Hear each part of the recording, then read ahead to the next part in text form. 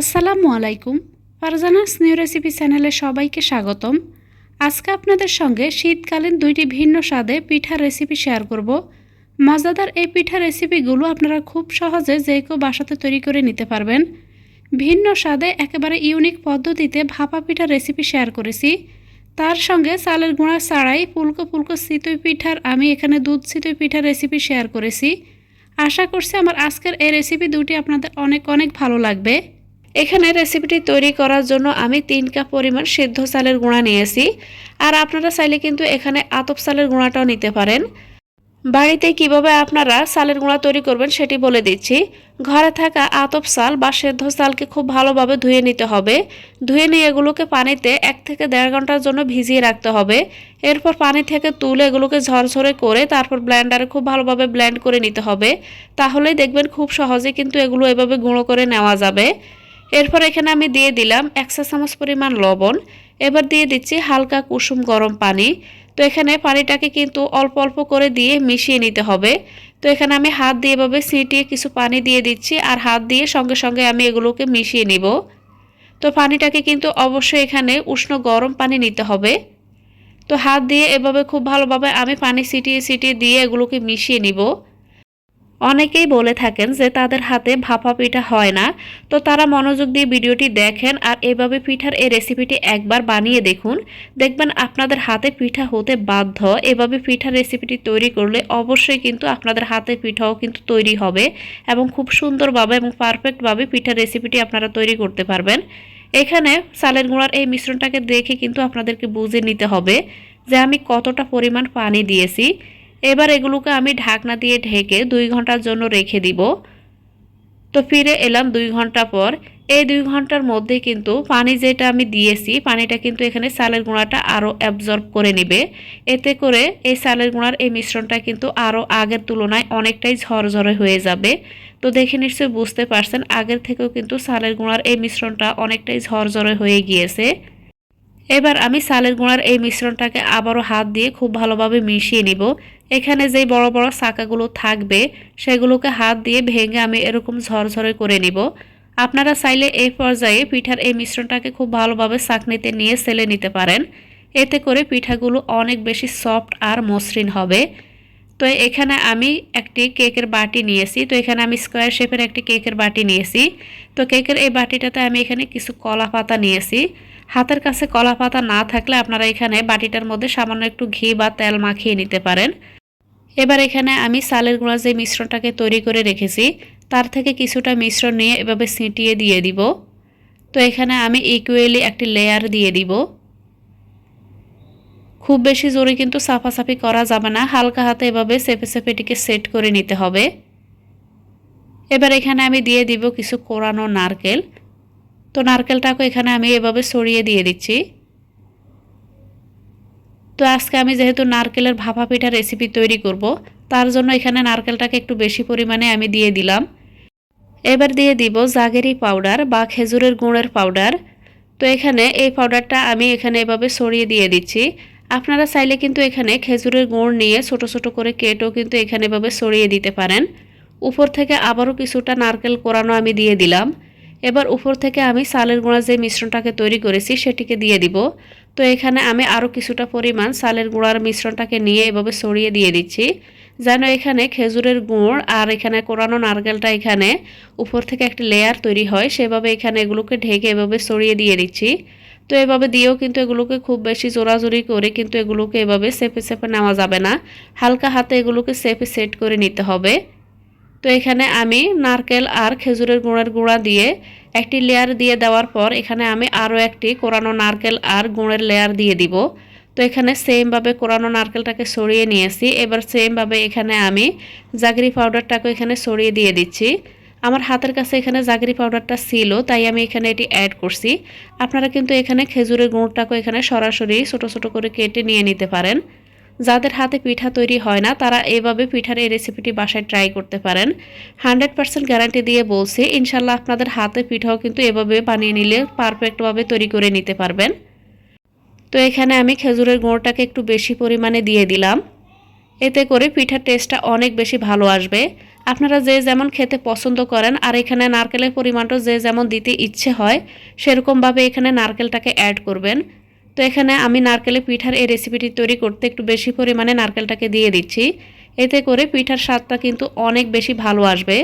তো বাকি যে চালের গুঁড়ার মিশ্রণটা রয়ে গিয়েছে সেটিকে এবার আমি উপর থেকে দিয়ে দিব। তো চালের গুঁড়ার এই মিশ্রণটাকে আমি 3টা ধাপে এখানে 3টে লেয়ারে দিয়ে দিয়েছি। তো এখানে বাকি চালের গুঁড়ার মিশ্রণটাকে উপর থেকে আমি ছড়িয়ে দিয়ে দিচ্ছি। আপনারা চাইলে আমার চ্যানেলটা ভিজিট করে দেখে নিতে পারেন।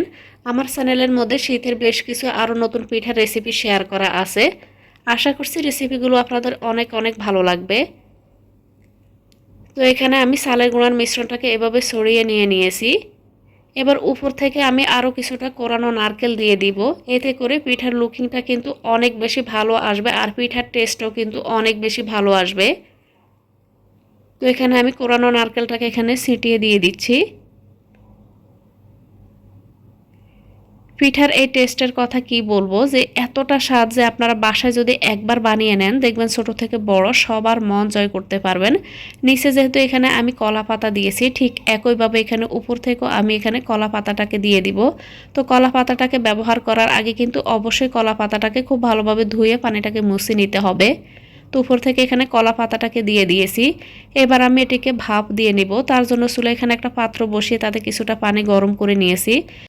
তো এখানে পানির মধ্যে একটি স্ট্যান্ড বসিয়ে তার উপরে আমি এখানে পিঠার এই বাটিটাকে বসিয়ে নিলাম।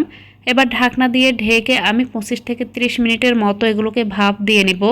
চুলার আঁচটা মিডিয়াম টু হাইয়ের মাঝামাঝি রেখেছি। এখানে পিঠাটিকে আমি প্রায় 30 মিনিটের মতো ভাপ দিয়ে নিয়েছি। এবার এখানে ঢাকনাটাকে খুলে নিলাম। এই পর্যায়ে চুলার আঁচটা আমি বন্ধ করে দিব আর এখানে কলা পাতাটাকে আমি সরিয়ে রাখবো। দেখতে পাচ্ছেন এখানে কলা পাতার কালারটাও কিন্তু চেঞ্জ হয়ে গিয়েছে আর পিঠাটি কিন্তু এতক্ষণে পারফেক্টভাবে এখানে ভাপিয়ে নেওয়া হয়ে গিয়েছে। গরম গরম থাকা অবস্থাতে এবার আমি পিঠাটিকে কেটে নেব। ভাপা পিঠা কিন্তু গরম গরম খেতে অনেক বেশি ভালো লাগে। তো এখানে আমি একটা সাইড থেকে এখানে 3 ভাগ করে পিঠাটিকে কেটে নিলাম। অপর সাইড থেকে এখানে সেমভাবে 3 ভাগ করে আমি পিঠাটিকে স্কোয়ার শেপে কেটে নিব। আপনারা আপনাদের পছন্দ মতো যে কোনোভাবে পিঠাটিকে কেটে নিতে পারেন। শীতকালীন ভাপা পিঠার রেসিপি তো অনেকে অনেকভাবে খেয়েছেন। এভাবে একবার বানিয়ে খেয়ে দেখুন, সবাই অনেক বেশি পছন্দ করবে আর একবার বানালে বারবার বানাতে মন চাইবে। এবার আমি এখানে চালের গুঁড়া ছাড়াই নরম তুলতুলে দুধ চিতই পিঠা রেসিপি শেয়ার করব। রেসিপিটি তৈরি করতে এখানে আমি ছোট এক বাটি মেপে প্রথমে নিয়ে নিব আটা বা ময়দা। তো এখানে আমি ময়দাটাকে নিয়ে নিয়েছি। আপনারা আপনাদের হাতের কাছে থাকা যে কোনো ছোট বাটি মেপে এখানে মাপগুলোকে করে নিতে পারেন। তো এখানে আমি ছোট এক বাটি পরিমাণ ময়দা নিয়ে নিলাম। তার সঙ্গে সেম বাটিটা মেপে দিয়ে দিলাম 1 বাটি পরিমাণ শুকনো চালের গুঁড়া। এবার আমি এখানে দিয়ে দিব 1 চা চামচ পরিমাণ লবণ, 1/4 চা চামচ পরিমাণ এলাচ গুঁড়া। হাতের কাছে এলাচ গুঁড়াটা না থাকলে এটিকে আপনারা বাদ দিতে পারেন। এবার এই সবগুলো উপকরণ একটু মিশিয়ে নিলাম। এবার দিয়ে দিব 3 টেবিল চামচ পরিমাণ দই। তো এখানে যে দইটা নিয়েছি সেটি খুব বেশি মিষ্টিও না আবার খুব বেশি টকও না। সাথে দিয়ে দিব 4 টেবিল চামচ পরিমাণ চিনি। যেই বাটিটা মেপে এখানে আমি চালের গুঁড়া আর ময়দাটা নিয়েছি সেম বাটিটা মেপে এখানে নিয়ে নেব 2 বাটি পরিমাণ হালকা কুসুম গরম দুধ। তো এখানে প্রথমে আমি 1 বাটি দিয়ে মিশিয়ে নিলাম। এবার এখানে আমি আরও 1 বাটি পরিমাণ লিকুইড দুধ দিয়ে দিলাম। দুধটাকে কিন্তু অবশ্যই হালকা কুসুম গরম দুধ নিতে হবে। আপনারা চাইলে কিন্তু এখানে দুধের পরিবর্তে হালকা কুসুম গরম পানিও অ্যাড করতে পারেন। এবার এই সবগুলো উপকরণ খুব ভালোভাবে মিশিয়ে নিব। তো মিশিয়ে নেওয়ার পর আমার এখানে মনে হয়েছে ব্যাটারটি একটু বেশি পাতলা হয়ে গিয়েছে, তাই এখানে আমি এ পর্যায়ে দিয়ে দিব আরও 2 টেবিল চামচ পরিমাণ ময়দা দিয়ে আবারও এগুলোকে মিশিয়ে নিচ্ছি। খুব ভালোভাবে এখানে এই ব্যাটারটিকে মিশিয়ে নিতে হবে যেন এখানে একটি স্মুথ ব্যাটার তৈরি করা হয়। তো এখানে আমি খুব ভালোভাবে মিশিয়ে এরকম একটি ব্যাটার তৈরি করে নিয়েছি। ব্যাটারের ঘনত্বের কনসিস্টেন্সিটা দেখে কিন্তু আপনাদেরকে বুঝে নিতে হবে এখানে কীরকম ঘন করে এখানে আমি ব্যাটারটিকে তৈরি করেছি। এবারে ব্যাটারটিকে আমি ঢাকনা দিয়ে ঢেকে 15 মিনিটের জন্য রেখে দিব। ততক্ষণে এখানে আমি একটি দুধের মিশ্রণ তৈরি করে নেব। তার জন্য চুলায় একটা হাঁড়ি বসিয়ে তাতে দিয়ে দিলাম 3.5 কাপ পরিমাণ লিকুইড দুধ। এখানে প্রথমে আমি 2.5 কাপ, পরবর্তীতে 1 কাপ, মোট 3.5 কাপ পরিমাণ লিকুইড দুধ নিয়েছি। সাথে দিয়ে দিলাম কয়েকটি তেজপাতা আর এখানে কয়েকটি এলাচ। এবার দিয়ে দিব স্বাদ মতো চিনি। তো এখানে আমি 5 টেবিল চামচ পরিমাণ চিনি দিয়ে দিচ্ছি। দিয়ে দিব 1 চিমটি পরিমাণ লবণ, 3 টেবিল চামচ পরিমাণ গুঁড়া দুধ। এবার এই সবগুলো উপকরণ খুব ভালোভাবে মিশিয়ে নিব। চুলার আঁচটা এখানে আমি মিডিয়ামে রেখে এই দুধটাকে জাল করে নিব। তো এখানে আমি কিছুক্ষণ পর নেড়েচেড়ে দুধটাকে জাল করে নিচ্ছি। খুব বেশি সময় ধরে দুধটাকে আমি জাল করব না, যেহেতু এখানে গুঁড়া দুধটাও দিয়েছি। দুধটা যেন খুব বেশি ঘন না হয়ে যায় সেদিকে খেয়াল রেখে বলক আসার পর আমি 2 থেকে 3 মিনিটের মতো আরও চুলায় রাখবো। এরপর আমি চুলার আঁচটা এখানে বন্ধ করে দিয়ে চুলার মধ্যে আমি ঢাকনা দিয়ে দুধটাকে রেখে দিব, যেন দুধটা খুব বেশি তাড়াতাড়ি ঠান্ডা হয়ে না যায়, তার জন্য এগুলোকে আমি চুলাতেই রেখে দিচ্ছি। তো এখানে চুলার আঁচটা আমি বন্ধ করে দিলাম। এবার আমি নরম তুলতুলে রসালো এই পিঠাগুলোকে বানিয়ে নেওয়ার জন্য এখানে আমি চালের গুঁড়ার যে মিশ্রণটা তৈরি করেছি তাতে দিয়ে দিলাম 1 চা চামচ পরিমাণ বেকিং পাউডার, 1/4 চা চামচ পরিমাণ বেকিং সোডা দিয়ে এগুলোকে খুব ভালোভাবে মিশিয়ে নিব। এখানে এই দুটি উপকরণ কিন্তু পিঠাগুলোকে বানিয়ে নেওয়ার ঠিক পূর্ব মুহূর্তে এভাবে মিশিয়ে নিতে হবে। সাথে দিয়ে দিলাম 1 টেবিল চামচ পরিমাণ রান্নার বা সাদা তেল। এবার এই তেলটাকেও আমি ব্যাটারের সঙ্গে খুব ভালোভাবে মিশিয়ে নিব। তো এভাবে যদি আপনারা তেলটা দিয়ে নেন, এতে করে পিঠাগুলো কিন্তু এখানে খোলার সঙ্গে বা পাতিলের সঙ্গে লেগে যাবে না, পিঠাগুলো অনেক বেশি ফুলকো হবে। এবার এখানে আমি পিঠাগুলোকে তৈরি করার জন্য এরকম একটি আপ্পাম প্যান নিয়েছি।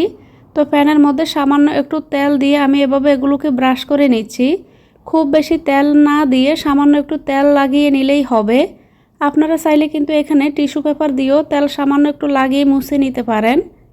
এবার ছোটো একটি চামচের সাহায্যে আমি এখানে সবগুলোর মধ্যে এখানে পিঠার ব্যাটারটাকে দিয়ে দিব। তবে অবশ্যই কিন্তু এই পর্যায়ে চুলার আঁচটা আমি একদম লো হিটে রেখেছি। তো এখানে এ পর্যায়ে কিন্তু চুলার আঁচটা একেবারে বাড়ানো যাবে না, একদম লো হিটে রেখে এখানে ব্যাটারটিকে দিয়ে দিব। তো এখানে সবগুলোর মধ্যে আমি ব্যাটারটাকে দিয়ে দিচ্ছি। এবার ঢাকনা দিয়ে ঢেকে চুলার আঁচটা মিডিয়াম টু লো হিটে রেখে কিছুক্ষণ অপেক্ষা করব। তো আমি আনুমানিক প্রায় 4 থেকে 5 মিনিটের মতো অপেক্ষা করেছি।